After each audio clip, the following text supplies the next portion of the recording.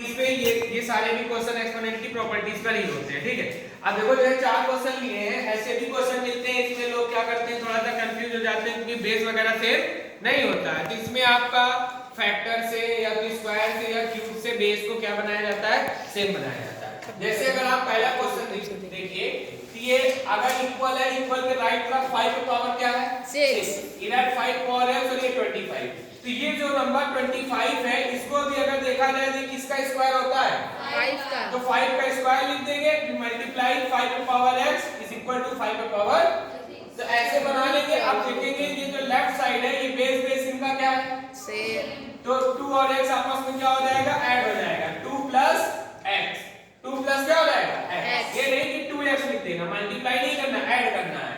Add तो 2 में x add होगा तो क्या आएगा 2 प्लस x। अब अगर देखोगे तो एक प्रॉपर्टीज बन गई, a पे power n is equal to a पे पावर n। अगर बेस सेम है तो पावर इसकी क्या होती है सेम, तो यानी ये 2 plus x is equal to 6 हो जाएगा।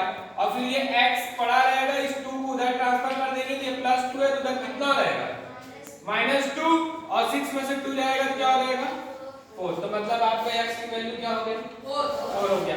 सेम इसी तरह इधर देखिए, यहाँ पे सबका बेस सेम है, क्या किसी के बनाने की जरूरत है।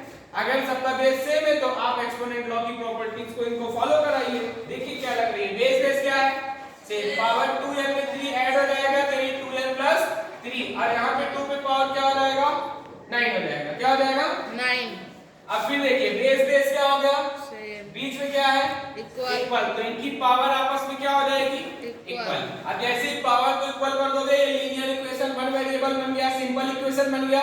सिंपल इक्वेशन को आप पिछले चैप्टर में हम लोग सॉल्व करना सीखे थे नहीं, तो आप क्या करोगे, अगर ये 2n है तो प्लस 3 को उधर ट्रांसफर करोगे तो क्या हो जाएगा -3। अब ये 2n पड़ा रहेगा, 9 में से 3 जाएगा, क्या बचेगा 6 बचेगा। और फिर 2 का मल्टीप्लिकेशन है, उधर भेज देंगे तो डिवाइड में आके नीचे आ जाएगा, 2 1 जा 2, 2 3 जा 6। तो n की वैल्यू कितनी आ जाएगी 3 आ जाएगी। कितनी आ जाएगी 3, सेम फिर सीधा देखिए, ये 2 पे पावर x प्लस 2 है, किस पर पावर है 2 पर। क्या ये दोनों 2 है नहीं है, तो यानी इसे आप फैक्टर करिए, 2 का फैक्टर बनेगा तो इसे आप ट्राई करिए। जैसे कुछ बच्चों को पता होगा ये क्यूब है, किसका क्यूब है 2 का, क्योंकि 2 का अगर आप 3 बार इंटू करते हो तो क्या आता है 8, तो इसी को कंबाइन करके 3 बार लिख दोगे क्योंकि 3 टाइम्स आएगा, तो 2 पे पावर 3 हो जाएगा, ये 2 पे पावर x प्लस 2।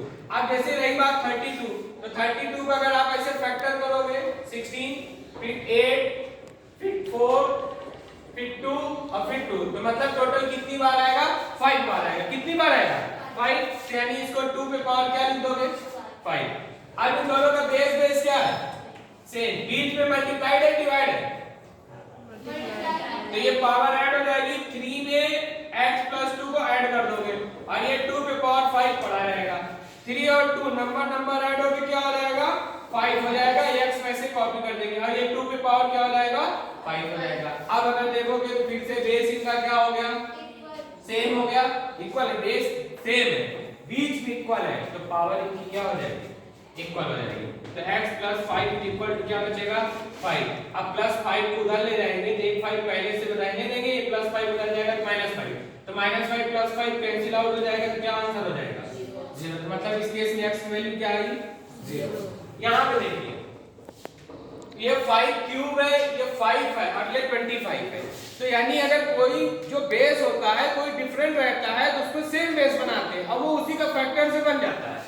ये 5 पावर क्या है 2n प्लस 1 डिवाइड 25 को लिख सकते हैं 5 का स्क्वायर, क्या लिख सकते हैं 5 का स्क्वायर। अब देखो बेस क्या है इनका सेम है, बीच में क्या है डिवाइड है, डिवाइड है तो पहली पावर और दूसरी पावर क्या होती है माइनस होती है, डिवाइड है तो क्या होता है पावर माइनस होती है, तो ये 2n प्लस 1 ये -2 हो जाएगा, इधर 5 पावर 3 रहेगा। अब अगर आप देखिए ये 5 ये 2n ऐसे ही पड़ा रहेगा, -2 प्लस 1 प्लस माइनस क्या होता है सब्ट्रैक्ट, तो 2 में से 1 जाएगा 1 और बड़े वाले जो नंबर है ग्रेटर ये आपका क्या है नेगेटिव, तो आंसर किस में आएगा इसका नेगेटिव आ जाएगा।